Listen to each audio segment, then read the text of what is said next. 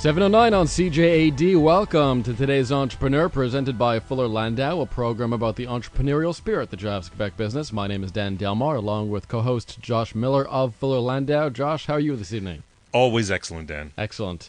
And our guest tonight we have from Callidus Capital, David Reese and Daniel Knafo. Gentlemen, welcome. Thank you. Thank you. And first, Josh, I guess we'll start at the beginning. Maybe David, Daniel, can you tell us a little bit about what Callidus Capital does? You call yourselves alternative financing solutions for businesses. So tell me a bit about your business. Sure. Thanks, Dan. Basically, what we do is finance companies that have typically run into troubles with existing lenders. And so they are often companies that have run into liquidity problems with their lenders. Typically, they'll be in special loans units of banks. That would be 75% or so of our clients. The other 25% of our clients would be growth stories where they have, again, liquidity constraints that their banks can't support. So we tend to fill a fairly specialized little niche in the marketplace. Now, how did this, that's what you do today, and the company is operating, it's grown over the years. Tell us a little bit where it started and how the notion or the concept was conceived. Sure. It started with a fellow named Sam Fleischer, who is a South African fellow who came to Canada in 1978. He's an accountant by training, and he ended up purchasing a small company that was in trouble and working it out with another partner, and they ended up doing that 2 or 3 times over the course of a number of years. And they noticed that there was a definite lack of financing for companies that had a reasonable story but didn't have the support and the capital to actually execute on things like orders. So Sam started the business primarily as an inventory finance business that would lend against purchase orders. And so basically just finance an inventory, probably $100,000, $200,000 at a time, and that's effectively how the business started. With his own funds, or did he need to start off with other funds away? He started primarily with his own funds, and then he ended up partnering with having a funding line from a U.S. financial institution that was in the asset-based lending business, and he did that for a number of years and slowly grew the business over time. I would imagine, because there's always this talk about risk, and whenever you're thinking about lending funds, or you're thinking about businesses, certainly businesses and special loans, there's always a level of risk. How does risk get managed or mitigated at Callidus? It's a great question, and one of the things that we really focus on is the difference between perceived risk and actual risk, and it becomes somewhat theoretical. We'll look at a company that is in trouble, often on you could say on their last legs. And we will go in, and if we believe in the management, believe in the story, and believe that they'll be able to turn the company around, we will look at the asset quality that they have. And if the assets support our loan, we will actually go and lend money into what most institutions, by definition, would not lend into. And typically we'll give more liquidity. We'll give higher advance rates against inventory, against receivables. We go in and try and actually understand the company, the process, try and value work in process inventory, etc. So now it's great. I'm sure you've heard a lot of fantastic stories, and a lot sounds really believable, but it can't just be the words of the entrepreneur that you live by. You must go out, you must vet their story, you must go out and check them out a little bit. Absolutely. We do everything from soup to nuts. On all of our entrepreneurs, we do third-party checking. In the old days, in the States, there was a company called Kroll, K-R-O-L-L, that would do third-party investigations. So it's police checks, it's the whole 9 yards, because we want to know who we're dealing with. We do a similar investigation against the actual assets in the company. So we will do field exams, we will do appraisals against inventory, receivables, etc., so that we really know what we are lending against. And we do legal checks in terms of security, registrations, etc. Has the process changed at all over the years? Was it pretty much that from the outset? I understood that certainly the loans at the beginning were much lower, so I wonder if it was a little more shoot from the hip at first and a lot more processes after. I think it was a little more shoot from the hip at first, and again, to your point, Josh, the deals were smaller, and just like any process, as we did more transactions, we learned things. And I can just tell you a quick example. We did one transaction, and everyone was sort of a little uncomfortable with the principal. The principal had a reputation that was not stellar, to be polite, but we liked the assets. We actually liked the management that ran that business, and the entrepreneur that was above the company we weren't 100% sure of. And we ring-fenced the assets, did the transaction, and we sort of found out as we went through the piece that we probably did not have a great borrower. And so the company ended up going into default effectively, and the company was restructured and sold. And from that point forward, which is about a year and a half ago, we actually went the extra step and, as a matter of course now, do a full background check on everyone. And our belief being that if we'd done the full background check at the outset, we would not have done that transaction. Our guests this evening on today's Entrepreneur, David Reese and Daniel Knafo of Callidus Capital. The theory was fairly simple. We said, and I'll just make up an example, if there are 10 companies that make brakes, the top 3 are going to survive. So let's make sure that we're lending to those companies. And that's effectively the position that we took, and it did work well. So did the auto bailout not affect people sort of down the line? Oh, it definitely did. So you would have, in that same scenario, you would have seen if there were 10 brake manufacturers, probably the bottom 4 or 5 would have unfortunately fallen away completely. Wow. And certainly when, not that the banks are your competition, sometimes they're, as you said, special loans are a source of your business, but when they're getting more nervous, is that an opportunity for you guys to step in and look at the deal a little differently? Absolutely. What normally happens is if a company is going through sort of that transition where they go from being a traditional client of the bank into the special loans unit, the client, by definition, gets uncomfortable, gets nervous, typically hires an outside advisor, and typically we will hear from those outside advisors if it's something that will fit with the type of business we do. So our general origination source tends to be consultants, accounting firms, restructuring professionals, and that's how we generally get connected with these companies at the outset. And the banks are quite happy to have us come in because typically we will take them out, and usually at full freight or something close to full freight. So they're very happy to have the loan go off their books. And as a company goes into special loans, generally the liquidity gets ratcheted down by the bank. The bank's MO is to try and reduce the exposure. So when a company will come and say, well, I just got a purchase order for $2 million, I need another $1 million of liquidity so I can buy the parts and build out the order. And the bank will say, I'm being a little harsh on banks, I apologize, but the banks will typically say, no, you're in special loans. Our goal is to get you from $15 million to $10 million of exposure, so we're not going to give you the additional exposure. In our model, we would sit and say, that's great, you're going to make good margin, and we would advance the additional funds. And the lesson there, Dan, as we've seen a long time, is entrepreneurs are opportunistic. Then they see a market, they got to go grab it. Indeed. Today's Entrepreneur on CJED at 7:23. 7:25 on today's Entrepreneur. Our guests this evening, David Reese and Danny Knafo of Callidus Capital. And, we were talking about entrepreneurs and being opportunistic. And David, you were mentioning earlier about the original guy that started this, Sam. He started with his own money. Now, to grow a business, at some point, OPM, other people's money, that's got to help you even take it to the next level. At what stage did he get there? Maybe you can kind of share with us that part of the story. Sure.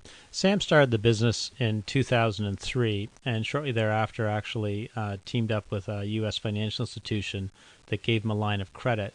And he ended up growing the business, did a number of transactions a year, but I think he recognized that he was still capital constrained. And so in 2007, he did effectively a joint venture with a firm called Callidus Capital, which is a private equity fund manager, which is the current 95% owner of Callidus. They're, sort of a $3.5 billion top performing fund in their space, and we are a portfolio company for them, and they're very supportive of our business. And the theory was that obviously Catalyst, and I apologize, the names are so close, but Catalyst could provide incremental liquidity and funding to Callidus. And there was an original theory that there could be some cross flow of transactions i.e., if a company needed some equity in addition to debt, that perhaps Callidus could provide that equity. And similarly, Callidus might see deals that required debt as opposed to the equity that they typically would participate in, and you could have a cross flow of transactions. What happened quite quickly was the cross flow didn't really happen because Callidus grew quite quickly, and so their bite size became much too large for Callidus deals, but they still provided an enormous amount of funding for Callidus, and it really helped Callidus grow from sort of a $20-30 million book up to $150-200 million. Now, with such a large new partner, cultures must have been rather different. There, I can think of the David and Goliath, and how does one work hand in hand with the other? How did the cultures did one kind of take over the other? Did they blend? It's a great question. I think the cultures actually blended. Sam is a very established traditional asset-based lender in the distress space, and Newton Glassman, who runs Catalyst, is a very bright fellow who's got a strong credit background as well. So the two of them, when they joined forces, effectively formed the credit committee, and the deal they had was that they both had to be on side for transactions to take place. So my understanding, I don't think they were ever at odds in terms of actually doing the transactions. They both have slightly different backgrounds, and I think it played very well for the transactions in terms of coming up with an optimal structure and supporting the companies that we were lending to and building the business. Did one have to agree with the other? Did you're doing these deals, and certainly there's a lot of important information, and there's certainly a gut feel that comes with it. Absolutely. And there were times, my understanding is there were times where early in the process, and let me take a step back, what typically we do is we have an origination source. We're not a big shop, we're 12 people. And so we have originators that will find transactions, and they're the first sort of point of contact with clients. If they don't like the transaction, or they think there's something that doesn't seem right, the transaction doesn't go any further. If it comes through the process, we talk about all the prospects weekly. We talk about all our portfolio companies weekly. So people get socialized, if you will, to the transactions that we're looking at. And that weekly meeting includes, if we're going back in time, it would have included Sam and Newton. So there's lots of conversations prior to issuing term sheets, prior to issuing commitments that allow both Sam and Newton to talk about things they're concerned about. So it would have been very rare for them to have a disagreement. A deal might have been killed early because one of them didn't like it, and a deal could have been killed if one of them said, I just have a bad gut feel about it. And what David, of course, is talking about is communication between partners, which doesn't always happen, but when it does, that's when the good deals come to play. And I know when we come back after the half hour, it's about people, and it's about maybe how do entrepreneurs get their financing as we bring that topic in. Today's Entrepreneur on CJAD at 7:30. Our system, but they actually have to get the client or the client's consultant to talk to us, as opposed to they can't obviously send us information directly. Now, what do you mean by actively market? You don't send an email blast directly to people. It's is it the lunches, the dinners, the occasional half glass of water? I mean, we actually do send email blasts every so often, but and we've got probably about 2,000 or 3,000 people on our contact list that we'll send an email blast out to occasionally. But to your point, it is much more of a calling people, going over for meetings, lunches, dinners, and just giving people updates as we do different things. If we change our structures at all, we'll inform people as to what we're doing. Do you measure the success of your efforts? We track where we get all our deals from, and it's something that we look at on a monthly/quarterly basis. And we also get some deals from different appraisal firms as well. One just recently came in that we're bidding on, that the lead came from an appraisal firm that we use. And so, not surprisingly, if we will take that into consideration as we do future business. Now let's switch gears a little bit. You're lending to entrepreneurs, and they need to fall in a certain category. They need to plan. You need to work off a business plan. They need to project. They need to have an idea of where they're going. That's great. You need it from your clients. But what about for yourselves? Do you guys do that for yourselves? Do you plan ahead? Do you do your cash flow projections? Do you do all the things that you suggest your customers do? We absolutely do, and it's excuse me. In our business, it's interesting to do. Probably the same as any other entrepreneur. We will look out and forward, and we'll say, this is our goal. We want to get to X millions of dollars outstanding. How many deals is that going to represent? How are we going to get there? We worry about things like portfolio concentration, et cetera, in different industries, and we monitor it effectively weekly. So it is something that we do. We update our budget probably informally 3 or 4 times through the year, but we go through a formal budgeting process in the fall, and it gets rolled out at the early in the year with the limited partners of the hedge fund that effectively owns us. And it's an all-inclusive process. It's not one or two guys at the top saying, this is what we're going to do. It is all-inclusive. Some of the guys in the shop may feel that it's a little bit top-down, to be fair, but it is all-inclusive, and we do roll it out, and it affects people's compensation. So it's important that everyone understands what our goal is for the year and how we're going to be measured and compensated. Competition. Do you follow your competition? We do, and we can follow it. Our industry is effectively a private industry, so there's not public stats as there would be for league tables with public bond issues or public equity issues. So it's a little more challenging, and our website would be no different, where people could go online and read our website, and they wouldn't really get a great feel for how many deals we've done or what we have outstanding. So people are fairly protective about that information. Where you see it is particularly in DIP financings, debtor in possession financings, which are on the public record. So you can look, I think last year there were 18 DIP financings done in Canada. So you can see we were in there doing some of the DIP financing. You can see some of our competitors doing it. It publishes the rates, etc. So it's an area where you can see things. We lose deals from time to time, and we'll be told by our potential clients, we found someone that was a point cheaper, or someone that wasn't, that was more flexible in some areas. And similarly, as we win deals, we'll be told you won this deal because you were more flexible or could give us a higher advance rate. So you get that kind of anecdotal feedback, but there's not a league table that you see in equity, public equity, or public debt markets. Now, you must see all different kinds of entrepreneurs, and some are a little more prepared and some are a little less prepared. And I'll kind of turn to Patrick a little bit on this one, seeing as Patrick, you've seen many businesses, sometimes at the later stages of their successful life, but certainly during their growth periods as well. Have you noticed, I guess, differences between entrepreneurs and what made them successful? Did they plan better? Do they communicate better? What's been maybe one or two of the areas that they've worked? Obviously, proper planning makes the whole difference. People who budget, people who not only prepare budgets but follow them and monitor the results. Is there a key to being successful or non-successful? I call them challenges. You have entrepreneurs that are very, very strong in selling their product and developing products. Others are very strong on the administrative side. I think it's a combination of both that's required to be successful.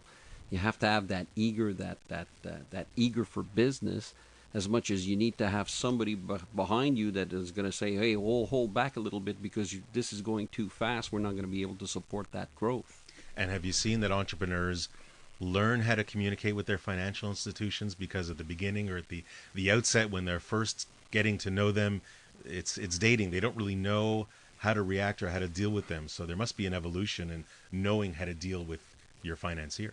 There's definitely an evolution. Businesses that are doing extremely well, that are very successful, have a relationship with their banker where the banker will obviously call upon them regularly to set up appointments and meetings and satisfy whatever needs they may come up with.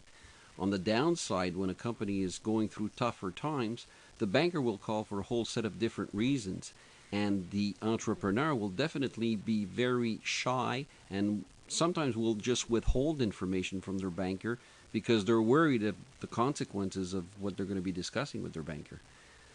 But the reality is, better to be upfront, better not to have them find out after the fact. I would suppose, David, you would agree, and let the cards be on the table up front, because you're going to find out sooner or later. Yeah, absolutely. We do borrowing bases weekly. We do daily cash reconciliations. We do quarterly audits. People will find out. One of our mantras in our company, and we tell all our clients this and potential clients, is we don't like surprises. So if something bad happens, tell us. Similarly, we actually don't like good surprises either, because if we get a good surprise, i.e. something happens and you haven't told us, then we get nervous that you're going to not tell us something bad happened. So generally we talk to our clients on a highly regular basis. We visit them on a highly regular basis, and we want to know what's going on, good or bad. And to be honest, if it's something bad, chances are we can help them. How often does a client paint let's just say, a rosier picture than is reality? The proverbial hockey stick projection? Gee, I'm not sure I've ever seen that. Patrick, have you ever seen a hockey stick projection? Not really. Normally, people have a tendency to portray their businesses as doing very, very well. And they will the hurdles that they come across, as we were discussing off the air, they have a tendency to say, hey, you know what, I've been through this, we've managed, we've pulled it through, and sometimes the problem gets to be so big that they keep shying away from facing the reality. Yeah, I would agree with that, and I think that one of the things that we try and drill down when people give us projections is to see how realistic they are. And one of the comments I would make is that entrepreneurs generally aren't entrepreneurs because they're good at finance or good at accounting. They tend to be entrepreneurs because they can build something, sell something, etc. And a lot of our clients, especially some of our smaller clients, I would say would be weak in the finance area.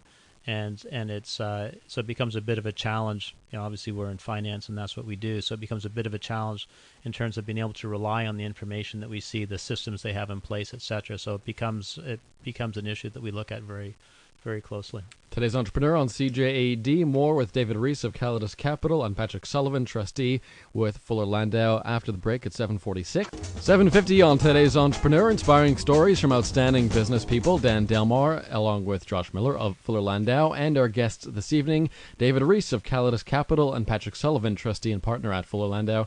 We're talking about alternative lending. And Josh, well, some sectors are easier to lend to than others. I was actually wondering, if we were talking, are there any sectors or industries that, you guys or banks that you're aware of really are staying away from these days? In our case, we stay away only from really two sectors. One is real estate development, so someone building a condo or a subdivision, and we stay away from it because there are a lot of priority claims that can come in ahead of us. You have completion risk. They tend to be longer-term projects. So we're just not really set up to do that. So we stay away from real estate development projects. And we also stay away from natural resource exploration. We would do producing mine. We would do service companies related to oil and gas and mining. But if we've got not to be flippant about it, but you've got two guys and a shovel and a pickaxe, we don't understand that stuff. Like, it's just, we're not going to lend against that. So those would be the two sectors that we tend to stay away from.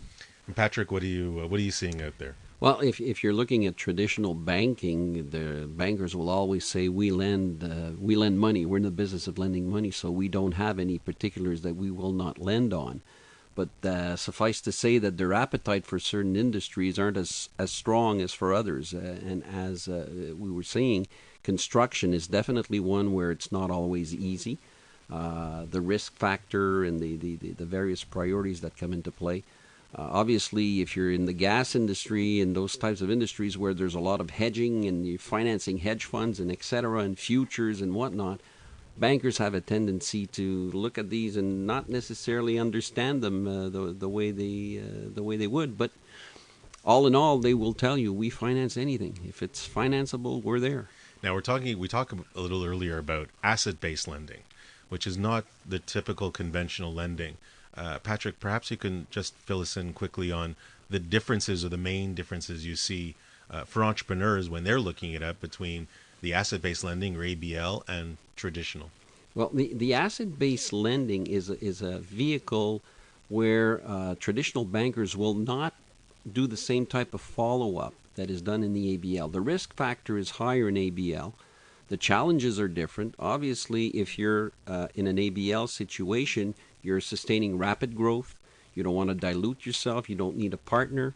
You have the orders, you have the inventory, and the bank will lend you money on those assets in particular with all the follow-up that's required, namely inventory appraisals, field examiners that go in and check the books to make sure that whatever you're reporting on an ongoing basis is verifiable in their books. So the main difference is between traditional banking, where every month end you're to provide your bank with your position 20 days after month end. In ABL, your line of credit is established almost on a daily or weekly basis, as opposed to 1 month after the fact. And that's the beauty of ABL.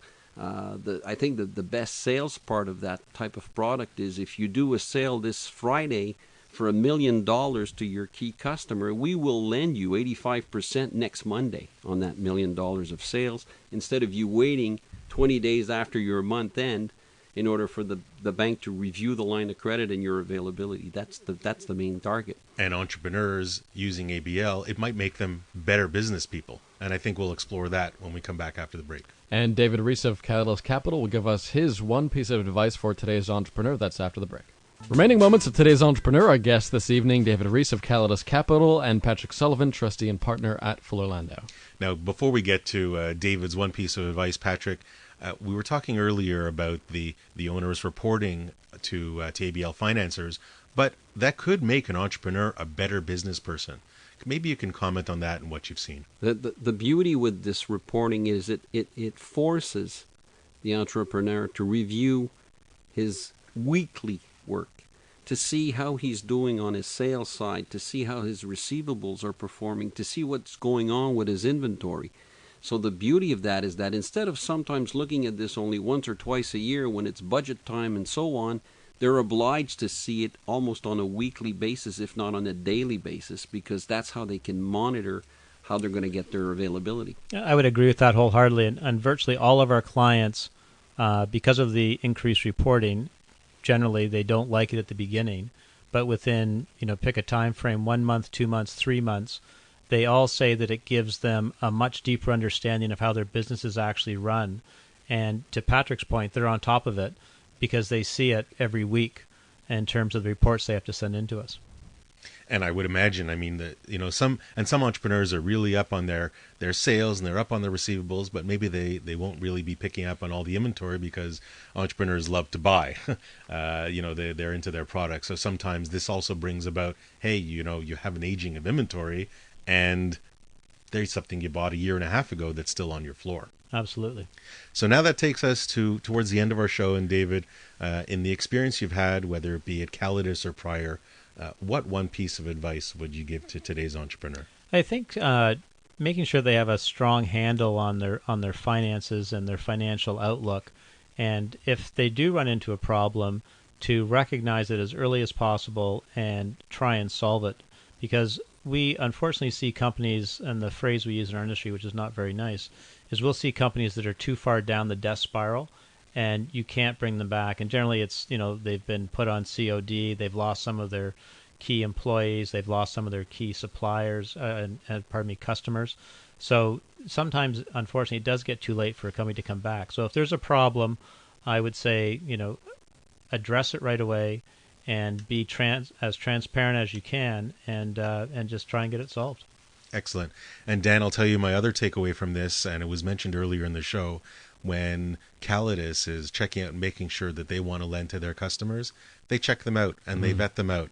And entrepreneurs are usually so eager to sell, they don't always realize or check out who they're selling to. Now, it's different when you're lending money to a company, but even if you're whatever service or product, you got to check out your customer. You got to know who you're selling to so you don't end up on the wrong end of that stick and at the death spiral. David Reese of Callidus Capital and Patrick Sullivan, trustee and partner with Fuller Landau, thank you both very much. Thank you. Thank Josh, you. We're back in 2 weeks from now, and it's the Spice Station on Today's Entrepreneur, Monday nights at 7 on News Talk Radio, CJAD 800.